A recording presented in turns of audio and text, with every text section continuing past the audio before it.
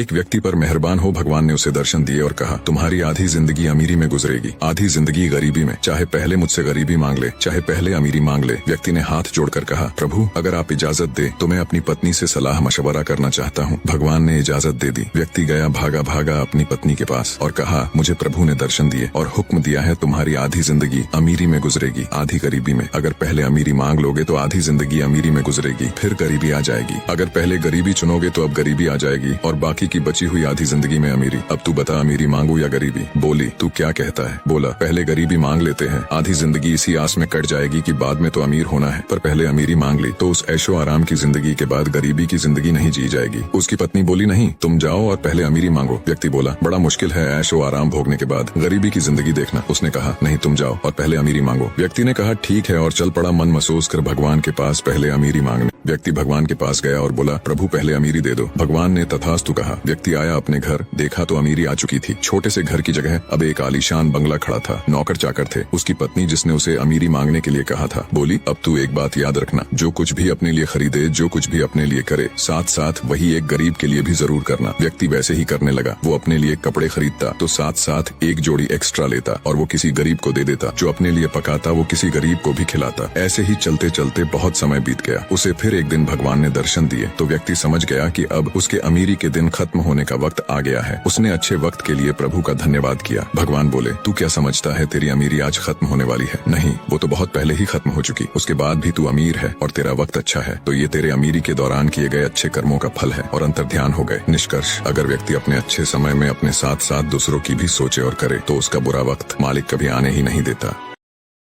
Download ShareChat.